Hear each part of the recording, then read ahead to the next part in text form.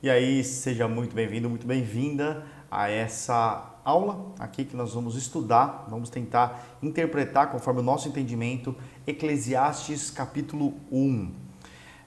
Eu quero que você saiba de uma coisa antes de eu dar continuidade aqui. Eu faço conforme o meu entendimento, peço a Deus nesse momento sabedoria, entendimento da verdade e que eu possa falar coisas que realmente vão agregar a tua vida e não vão confundir. É muito importante esse tato, esse trabalho que a gente está fazendo, porque a ideia é que você consiga praticar coisas na sua vida, praticar ensinamentos na sua vida vindo de Deus, para que a gente possa ter uma vida com sabedoria, uma vida com sabor de Jesus. Lembrando também que Eclesiastes é um livro do Velho Testamento e a gente sempre tem que colocar o Novo Testamento na jogada porque tudo aponta para Cristo, que é amor, que é a nova aliança. Beleza? Mas vamos lá. Eu fiz aqui esses slides aqui para a gente poder ler os capítulos e fiz um apoio aqui, né, no meu mapa mental a respeito de cada capítulo. Então vamos lá. Pega papel e caneta. Lembre-se de você dar pause, estar com a sua Bíblia, consultando, porque o objetivo aqui é que você não só entenda, veja o novo conhecimento, mas que você consiga transferir para a prática, tá? Na primeira parte do capítulo 1, Salomão ele começa com o título de Tudo é Vaidade. E logo no capítulo 1, no versículo 1, né? Palavra do pregador, filho de Davi, rei de Jerusalém. Olha que importante. O que acontece? Em Eclesiastes 12, ele aponta o quê? O que ele diz ali? Ele diz, eu, o pregador, venho sendo rei de Israel em Jerusalém. O que isso faz interpretar que é a palavra do pregador, filho de Davi, rei de Jerusalém. Tá? Isso daqui, lembre-se que eu estou usando a Bíblia Shed. Tá? Muito bem. No segundo, ele já diz, vaidade de vaidades, diz o pregador. Vaidade de vaidades, tudo é vaidade. Então aqui, Salomão aponta que tudo é vaidade. E ele aponta para dois apoios, dois versículos de apoio. No caso, Salmo 39, no versículo 5, deste aos meus dias o cumprimento de alguns palmos. Ou seja, a vida é curta. A tua presença, o prazo da minha vida é nada. Ou seja, na presença de Deus, o prazo da minha vida é nada, é pouquinho. Na verdade, todo homem, por mais firme que esteja, é pura vaidade, apoiando aqui que tudo é vaidade. No 6 ele faz, no Salmo 39, 6 ele fala, com efeito, passa o homem como uma sombra e em vão se inquieta. Ou seja, o homem passa pelo mundo como uma sombra passa de alguém andando na rua. E em vão, ou seja, no vazio, fica quietinho, morre. Amontoa tesouros não, e não sabe quem os levará. A gente está amontoando tesouros na terra, mas vai ficar aqui. Não somos nós que vamos levar. Ou seja, tudo é vaidade. Na parte em Romanos 8, 20, olha que interessante, apontando para o Novo Testamento. Em Romanos 8, pois a criação está sujeita à vaidade. Não voluntariamente, mas por causa daquele que a sujeitou. Ou seja, nós estamos vivendo num mundo em que tudo é vaidade. Nós estamos olhando para as coisas erradas, estamos vivendo as coisas erradas, estamos entendendo as coisas de maneira errada, estamos coisificando as nossas vidas e as nossas relações, onde lá em cima é o que importa.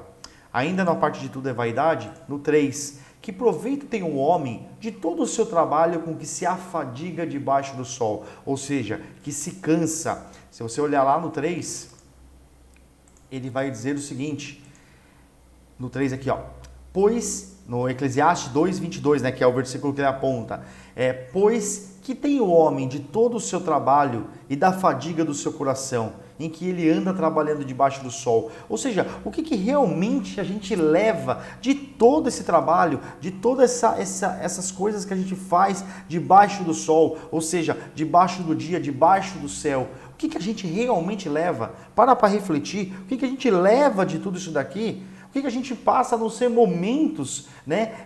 Eu tenho um pouco de dificuldade de entender isso. Para que é que eu trabalho? Para que é que eu estou fazendo isso? Eu sei que propósito, dinheiro é para financiar propósito. Eu sei que Deus quer que a gente sirva os irmãos. Eu sei que Deus quer que a gente seja obediente e que o dinheiro, a riqueza, nós somos merecedores.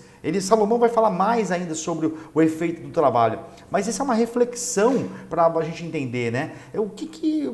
Para que a gente faz tanto, dedica tanto, se cansa tanto debaixo do sol trabalhando?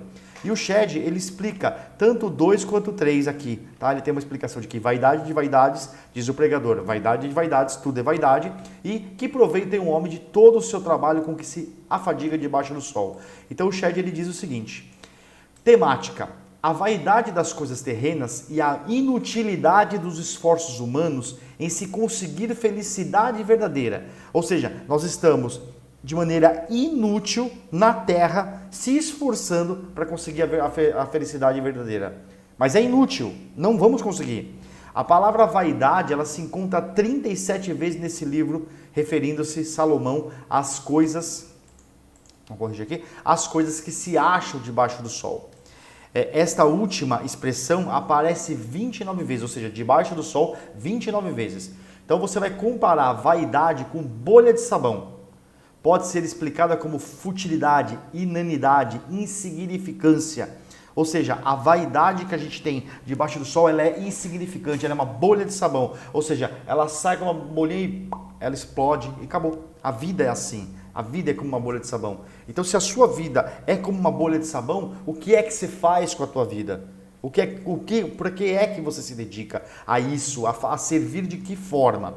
Muito interessante essa parte da vaidade, né? Como que o Salomão em Eclesiastes ele coloca.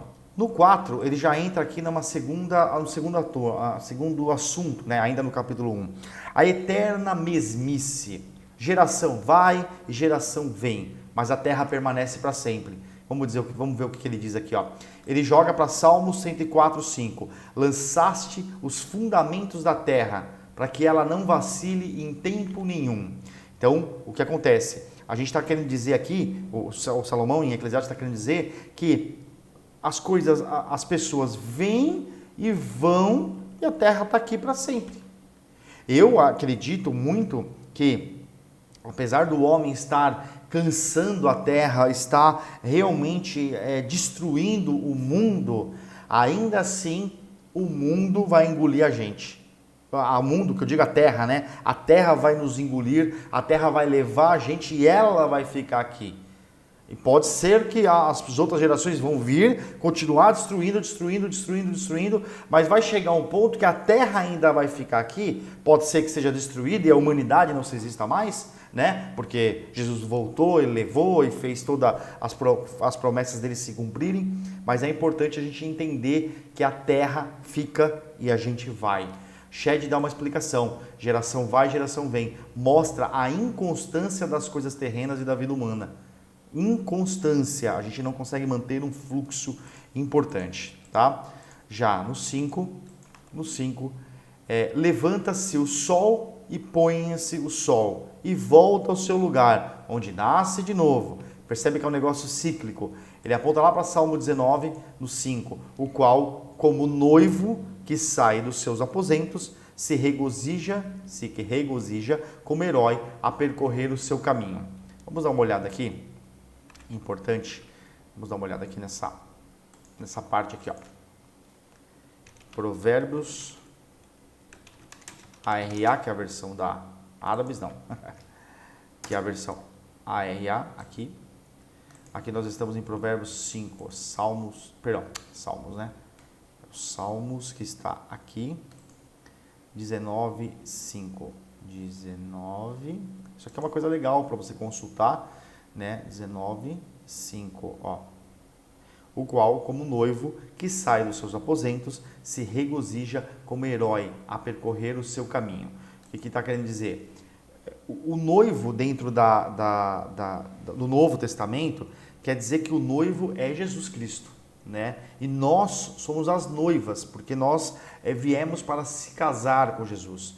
né? Então ele sai dos aposentos dele, se regozija. O que significa regozijar? Vamos lá olhar o dicionário.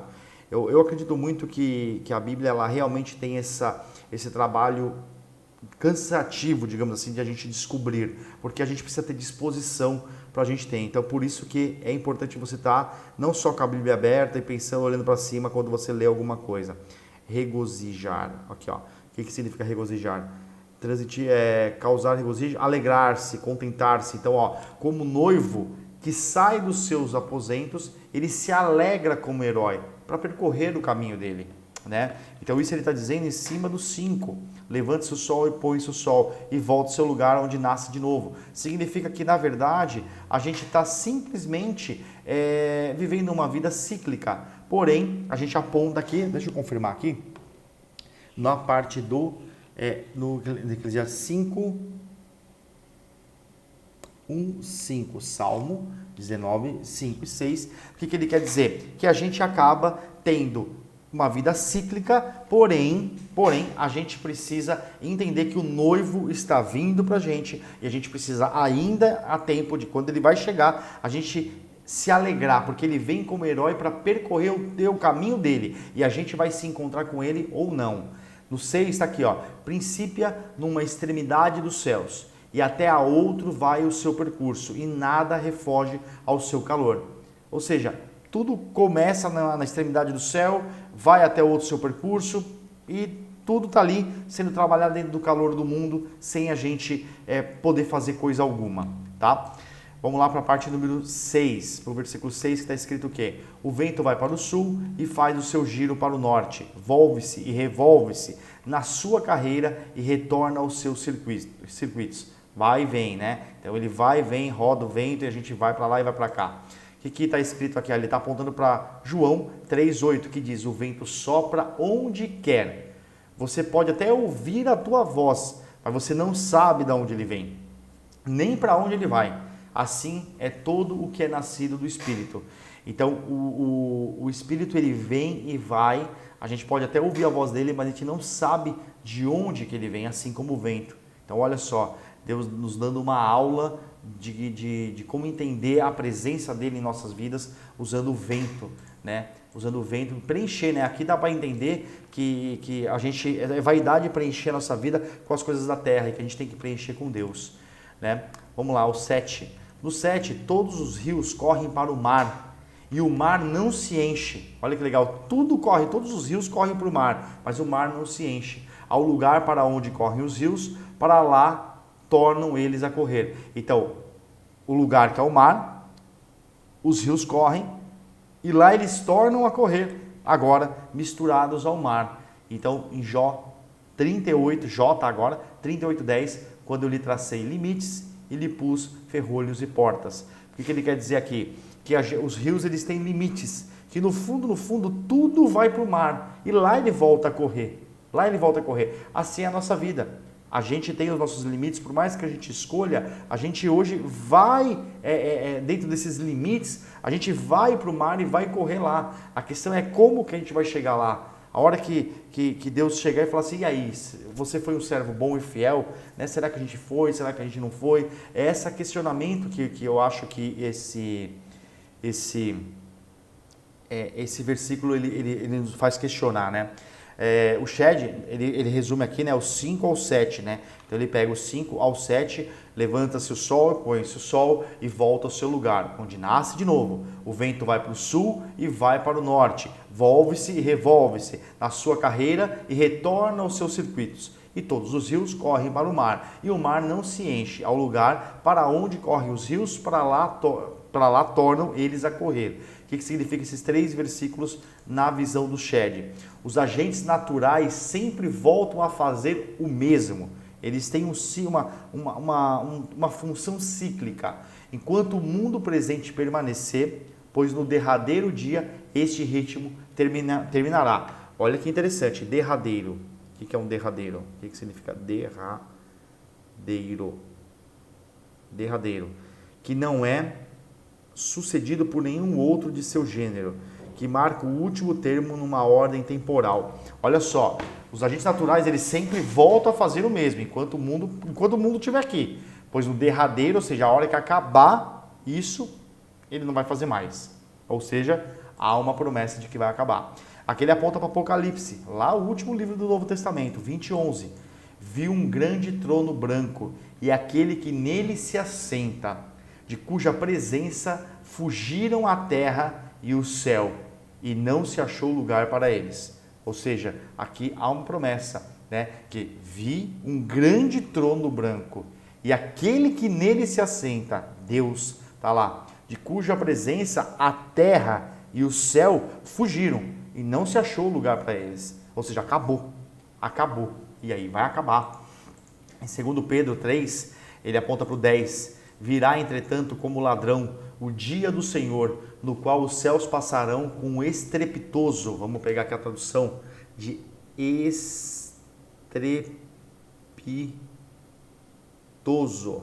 estrepitoso. Significa em que há grande ruído, ruidoso, barulhento. Virá, entretanto, como ladrão o dia do Senhor, no qual os céus passarão com estrepitoso, ou seja, um grande ruído, estrondo, e os elementos se desfarão, abrasados, né? Se desfarão, vão acabar, abrasados, provavelmente deve ser ligado a alguma coisa, ao fogo, vamos ver, abrasados. Abrasado, significado abafados, acesos, inflamados, tá vendo? Ligado ao fogo. Também a terra e as obras que nela existem serão atingidas, ou tudo na terra vai acontecer isso. Ainda no 11 ele diz, visto que todas essas coisas hão de ser assim desfeitas, deveis ser tais como os que vivem em santo procedimento e piedade, porque isso vai acabar. Então aqui ele orienta para a gente viver uma vida de santo procedimento e piedade. No 12 ele diz, esperando e apressando a vinda do dia de Deus, por causa do qual os céus incendiados serão desfeitos e os elementos abrasados se derreterão. Vai tudo derreter daqui dessa terra. Nós, porém, segundo a sua promessa, esperamos novos céus e nova terra, no quais habita a justiça. Ou seja, nós seremos levados daqui para outro lugar, para outros céus, uma nova terra, segundo a promessa de Deus. Então, você vê que aqui esse é pesado, né? Acaba tratando de um assunto bem pesado nesses três, essa explicação de que tudo vai passar. No 8, a gente tem aqui, todas as coisas são canseiras tais, que ninguém as pode exprimir. Os olhos não se fartam de ver, nem se enchem os ouvidos de ouvir. Então, todas as coisas são canseiras e ninguém pode exprimir, ou seja, acabar com elas, torná-las mais fáceis, né? Mas os olhos eles não se fartam de ver, nem se enchem os ouvidos de ouvir. E aí, Shed ele aponta para o Provérbios 27:20, que diz, o inferno e o abismo nunca se fartam e os olhos do homem nunca se satisfazem. O que ele quer dizer aqui? Que tudo isso é cansativo para a gente, mas aqui ó, todas as coisas são canseiras, tudo isso é cansativo para a gente, porém a gente não consegue se fartar, os ouvidos não enchem, por quê? Porque o inferno e o abismo ele nunca se farta e a gente nunca está satisfeito. Pode ver, a gente sempre está querendo mais, sempre a gente compra um celular novo, daqui a pouco ele já não está bom, compra um carro novo, daqui a pouco ele não está bom, uma casa nova, o dinheiro que você tem na conta, o trabalho, nunca está bom. A gente está sempre, nunca está se fartando. Esse é o cuidado que Eclesiastes apronta para cá. No 9, ele aponta o que foi e o que há de ser e o que se fez. Isso se tornará a fazer, ou seja, o que foi, o que há de ser, futuro, o que foi passado, o que há de ser, futuro, o que se fez, presente, isso se tornará a fazer, ou seja, vamos repetir tudo isso. O que foi, o que vai ser, o que é hoje, vai acontecer de novo. Nada há, pois, novo debaixo do sol. Não há novidades, é cíclico isso. E ele aponta para Eclesiastes 8:15. Então exaltei eu a alegria, porquanto para o homem nenhuma coisa há melhor debaixo do sol do que comer, beber e alegrar-se. pois isso o acompanhará no seu trabalho nos dias da vida que Deus lhe dá debaixo do sol. Aqui ele fala que a única coisa que a gente pode fazer com o nosso trabalho é comer, beber e alegrar-se. Só que olha só como é interessante, aqui a gente acha que a gente pode então sair daí comendo que nem um maluco, bebendo que nem um maluco e alegrar-se, se divertir de qualquer forma. Mas na verdade não esqueça que ele está dando o conselho de que se você não preenche sua vida com Deus, com a palavra, com as promessas dele, a sua vida se torna vazia. Você tem que comer, beber e alegrar-se dentro do que a palavra está explicando para a gente, tá? Mais para frente ele vai falar com o equilíbrio que a palavra nos regula, tá? Você vai ver que daqui a pouco ele vai citar isso. No 10 ele diz, há alguma coisa de que se possa dizer, vê, isto é novo? Não, já foi nos séculos que foram antes de nós, ou seja, não há nada novo. Tudo o que acontece já se aconteceram antes de nós. E aí o Shedd ele diz o seguinte, isto é novo? Ele coloca lá. O que se encontra debaixo do sol é terreno, temporal, perecível, ou seja, passa, vai acabar. O que é passageiro de certa maneira, às vezes até muito parecido, pode ser visto, ouvido, sentido de novo. Ou seja, a gente querendo ou não, o que acontece aqui é cíclico, a gente já está vivendo isso e desenvolvendo esse conhecimento. Ainda da eterna mesmice, né, por isso que ele está falando da eterna mesmice, no 11 ele diz, já não há lembrança das coisas que precederam e das coisas posteriores também não haverá memória entre os que hão de vir depois delas. Já não há lembrança das coisas que precederam, ou seja, a gente já não consegue lembrar das coisas que foram lá atrás. E das coisas posteriores, ou seja, que vão vir, também não haverá memória entre os que hão de vir depois delas. Por quê? Porque o que passou na tua vida já não tem muita memória disso. O que vai vir depois vai se tornar coisas que precederam para quem vai vir depois de você. Então, vive nessa eterna mesmice. Mas Shedd diz uma explicação. Precederam as coisas de geração passadas, ou seja, aconteceram lá atrás. E a gente vive essa rotina. No 12, ele entra aqui já na experiência do pregador. Eu, o pregador, venho sendo o rei de Israel em Jerusalém. Novamente ele aponta para Eclesiastes 1, palavra do pregador, filho de Davi, rei de Jerusalém. Tá? Então ele aponta para lá. No 13, ele lê o quê? Apliquei o coração a esquadrinhar e a informar-me com sabedoria de tudo quanto sucede debaixo do céu. Ou seja, ele estudou para esquadrinhar, se informar com grande sabedoria, ou seja, saber das coisas, de tudo o que acontece debaixo do sol. Salomão dedicou a vida dele para isso. Este enfadonho trabalho impôs Deus aos filhos dos homens, para nele os afligir. O que está apontando aqui? Para Gênesis 3,19. No suor do rosto comerás o teu pão, até que tornes a terra, pois dela foste formado, porque tu és pó e ao pó tornarás. Ele diz que a gente vai voltar à terra e vai se tornar pó. Simplesmente vamos voltar a se misturar com a terra, porque Deus fez a gente da terra. Shedd, ele explica esse capítulo de coração, sabedoria. O que significa? Salomão, de todo o coração, procurou perscrutar. O que significa perscrutar? Perscrutar significa examinar, investigar. Então, de todo o coração, Salomão procurou investigar com sabedoria as coisas da terra. Mas logo ele confessa, debalde. O que é debalde? Debalde, vamos lá.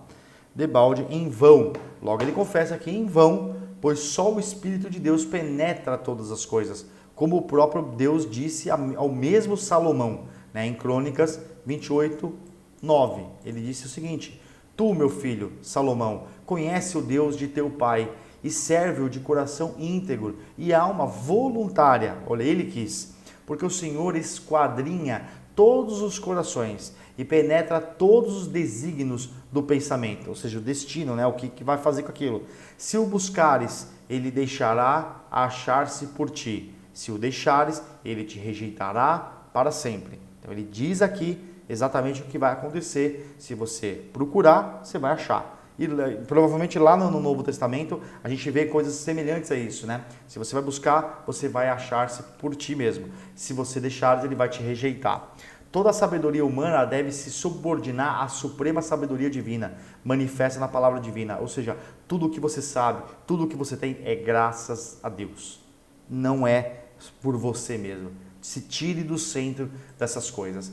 No 14 não há explicação, porque ele já deixa bem claro aqui: atentai para todas as obras que se fazem debaixo do sol, preste atenção, e eis que tudo era vaidade e correr atrás do vento. Então, tudo que se faz debaixo do sol, né, em relação às coisas, é vaidade, é correr atrás do vento. Vamos lá, a parte 15, né, o versículo 15. Aquilo que é torto não se pode endireitar, e o que falta não se pode calcular. Vamos lá. O que Shed aponta aqui para o 7,13. Atenta para as obras de Deus, pois quem poderá endireitar o que ele torceu? Ou seja, se Deus entortou, não vai poder endireitar. Se falta, você não vai poder calcular. Se conforta nisso. A imperfeição das criaturas é o motivo principal da sua vaidade. A gente quer ser vaidoso, a gente quer se vestir melhor, ter um perfume melhor, ter carros melhores, ter celulares melhores. A gente fica nessa zona de querer cada vez mais, para esconder a nossa imperfeição. Aí você olha para o mundo, você olha aí a indústria dos cosméticos, a indústria das aquisições, das coisificações. É exatamente esse consumo excessivo que está acabando com o mundo, que está destruindo o nosso lar, o nosso lugar onde a gente pode estar dedicando-se a preencher a nossa vida de outra forma. Eu não estou dizendo para a gente ser pobre, para a gente não querer comprar as coisas. Não, a gente pode sim, e deve. Deus quer a gente rico, Deus quer riqueza dentro da gente, mas Ele não quer que ele seja colocado em segundo lugar, né? Ele quer que acima de todas as coisas, tudo é por Ele, para Ele, né? Tudo é graças a Ele. No 16, a gente tem aqui o 16, disse comigo, eis que me engrandeci e sobrepujei. O que é sobrepujei? Vamos lá. Sobrepujei. Significado: passar por cima, vencer. Disse comigo, eis que me engrandeci e passei por cima, em sabedoria, a todos os que antes de mim existiram em Jerusalém. Com efeito, o meu coração tem tido larga experiência da sabedoria e do conhecimento. Então, ele disse, isso é uma coisa que Salomão disse para ele, eis que me engrandeci, passei por cima em sabedoria a todos os que antes de mim existiram. Ou seja, eu fui melhor do que todo mundo que existiu em mim em Jerusalém. Com efeito, o meu coração tem tido larga experiência da sabedoria e do conhecimento. Porém, lá em 1 Reis 4, ele aponta para o 29, que Deus também deu a Salomão sabedoria, grandíssimo entendimento e larga inteligência, como a areia que está na praia do mar. Por quê? Deus deu isso, por isso que ele diz que ele tem isso, porque Deus deu para ele, provavelmente porque ele pediu. No 30, era a sabedoria de Salomão maior do que a de todos os do Oriente e do que toda a sabedoria dos egípcios. Lembra que Egito era o mundo. Egípcios provavelmente são as pessoas que moravam no mundo, né? Era maior do que de todo mundo, né? E o povo de Israel era o povo que ia ser resgatado por Moisés, no caso, que era o Cristo, né? No Velho Testamento. 31. Era mais sábio do que todos os homens, mais sábio do que Etã, Esraíta, e do que Emã, Calcol e Darda, filhos de Maol, e correu a sua fama por todas as nações em redor. Então, Salomão realmente tinha uma grande sabedoria. No 17, apliquei o coração a conhecer a sabedoria e a saber o que é loucura e o que é estultícia, e vim a saber que também isso é correr atrás do vento. Olha que interessante, ele descobre que essa dedicação de coração dele a conhecer toda a sabedoria e a saber o que é loucura e o que é inteligência, estultícia é inteligência, né? Ele veio a saber que também isso é correr atrás do vento, ou seja, não muda nada. Então ele aponta lá para Eclesiastes 2:3, resolvi no meu coração dar-me ao vinho, regendo-me, contudo, pela sabedoria, e entregar-me à loucura, até ver o que melhor seria que fizessem os filhos dos homens debaixo do céu, durante os poucos dias da sua vida. Então ele resolveu no coração dar-se ao vinho, ele começou a beber, não sei se ele bebia a ponto de passar dos limites, né? Regendo-me, ou seja, contudo pela sabedoria, ele estava sendo regido pela sabedoria, provavelmente aqui ele bebia com um bom senso, regido pela sabedoria, ele não ficava bêbado, para ele se entregar à loucura, até ver o que melhor seria que fizesse os filhos do homem debaixo do céu.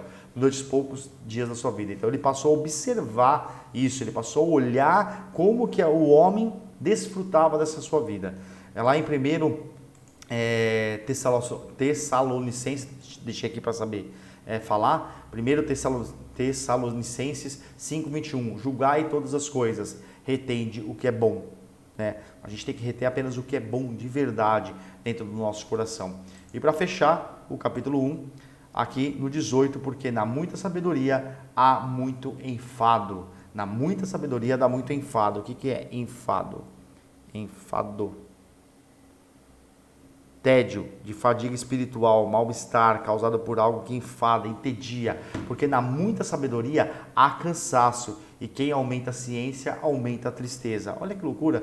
Quer dizer então que a sabedoria te deixa triste. Aí ele aponta para Eclesiastes 12:12. Demais, filho meu, atenta. Não há limite para fazer livros. E o muito estudar é enfado da carne.